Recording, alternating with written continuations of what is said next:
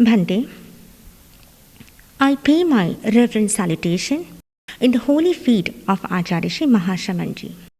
My humble salutation in the holy feet of Sadhvi Pramukha Shri Kanak Prabhaji. And my address to the spiritually inclined audience. It has been mentioned in Jain scriptures, Aparameva Jujjaye, which means fight with your own self. In today's context, it can be implied as success is a fight between you and yourself. Therefore, it is said that fight with your own self. Don't measure your success through other people's eyes. Don't compare yourself to others. Rather, beat your own records every day because success is a fight between you and yourself. So to understand this, let me start with an incident that has been mentioned in Jain scriptures about Indrabhuti Gautam. Indrabhuti Gautam, also known as Goyama in spiritual texts, was Lord Mahavir's constant companion.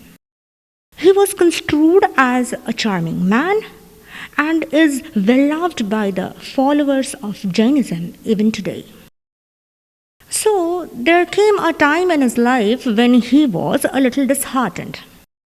The reason being, those who had been initiated into monkhood in his presence, that is, his junior ascetics, or we could say his junior monks, were superseding him. They were achieving great purity of soul. That is, they all were attaining omniscience before Gautam, and thus favoring more respect than Gautam. Seeing this, Indrabhuti Gautam got disappointed. He started doubting himself. He felt that I will never ever attain omniscience. He started feeling low, just like a thorough loser.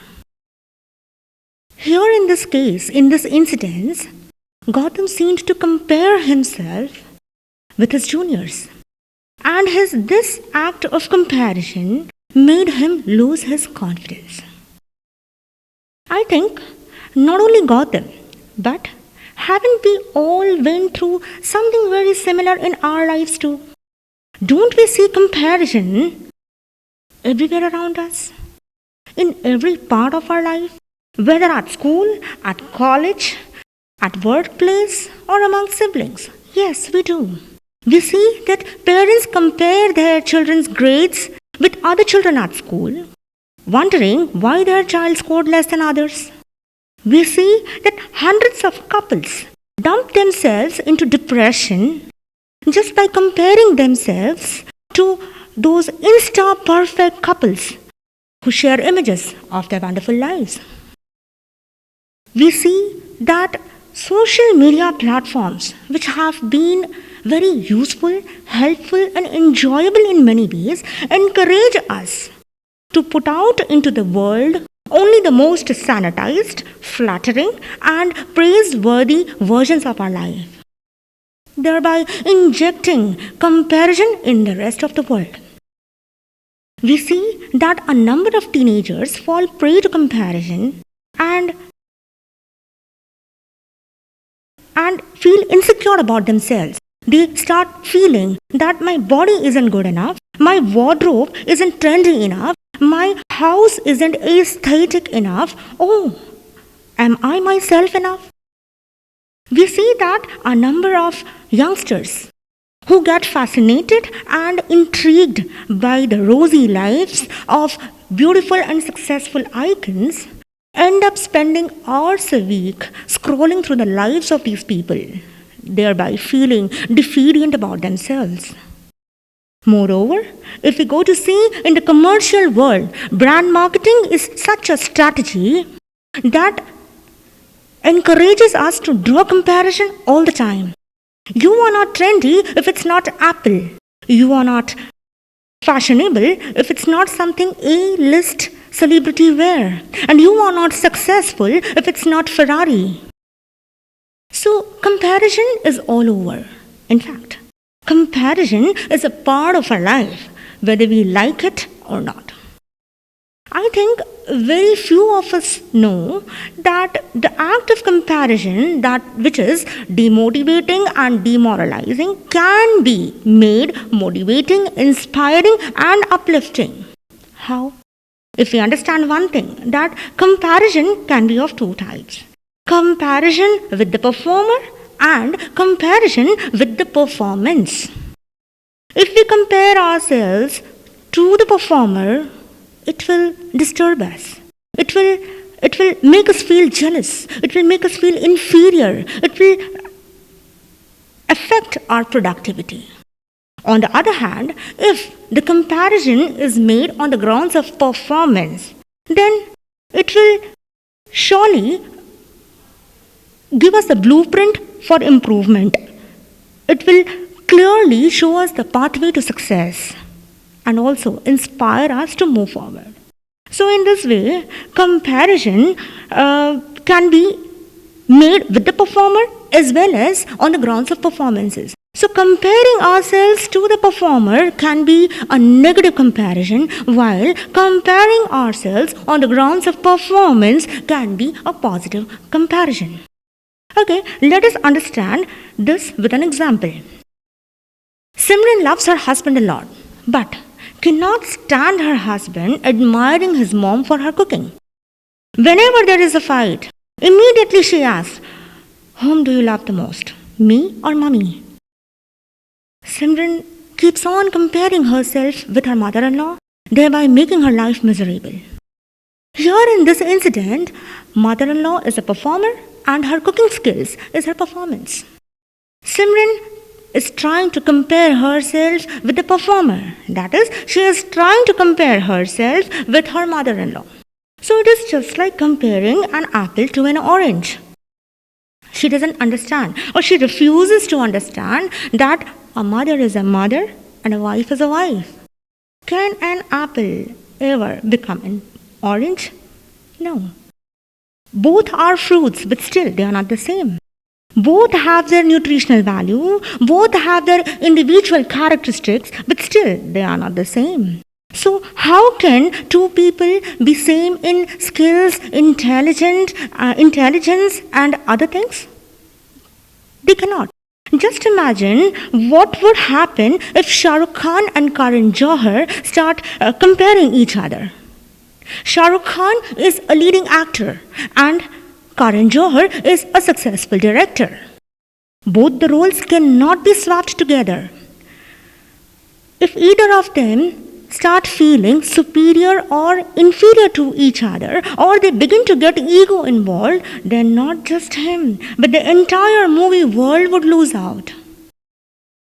Similarly, in the case of Simran too, Simran, if she tries to compare herself with the performer, that is with her mother-in-law, it will make her feel worthless and demoralized. It won't let her give what she wants and what she deserves. On the other hand, if Simran would have compared herself, or she would have compared her cooking skills to her mother-in-law, then she wouldn't have perceived her mother-in-law as a rival. Instead, she would have seen a role model in her mother-in-law.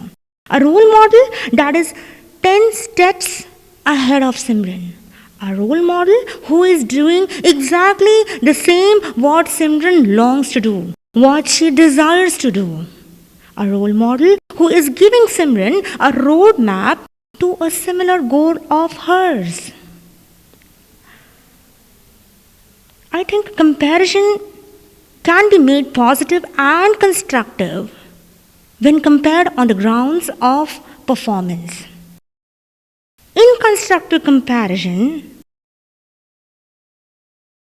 we see other people's success and use that vision to inspire us rather than cursing ourselves mercilessly because we are not where they are.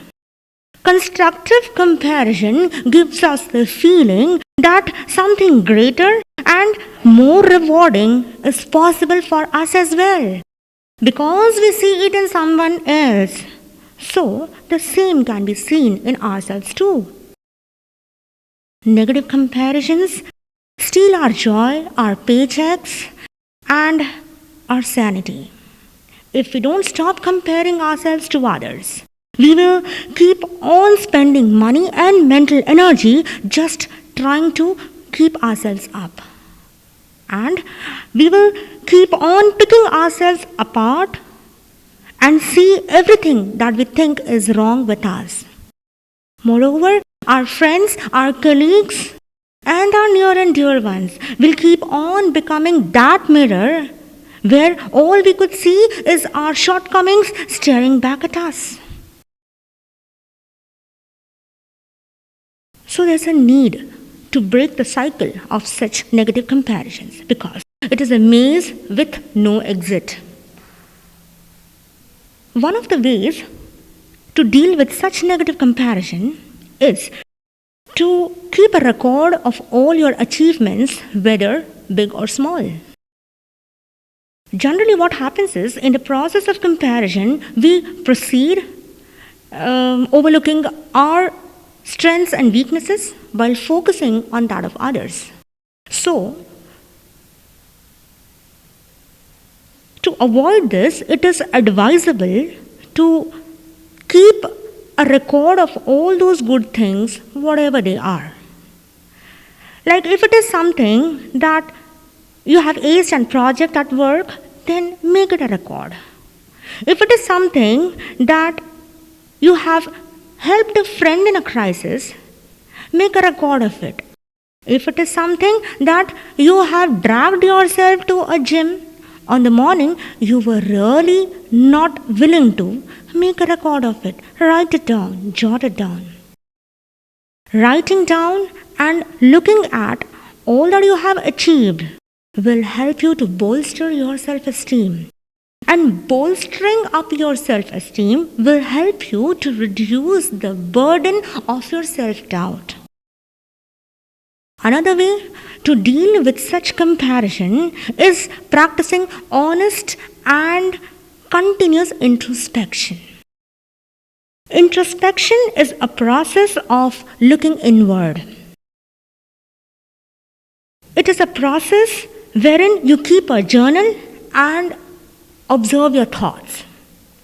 After observing your thoughts, jot them down. Putting feelings on paper will help you to reflect on them more deeply. And of course, there will be times where you will be confronting some of the hard feelings. It might get hard, but then looking at them will help you to keep your self-esteem on an even keel, will help you to move forward. And there can be many such other tools to help you out for such negative comparisons.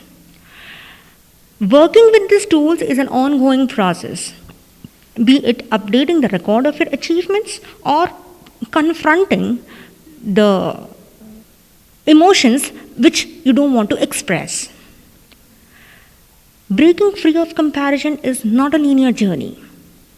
There will be bumps in the roads. There will be moments of insecurity and doubts, but practicing these tools will help you to keep your self-esteem on an even keel. So with the help of these tools, try and learn to compare your today with your own yesterday and strive to make your today better than your yesterday.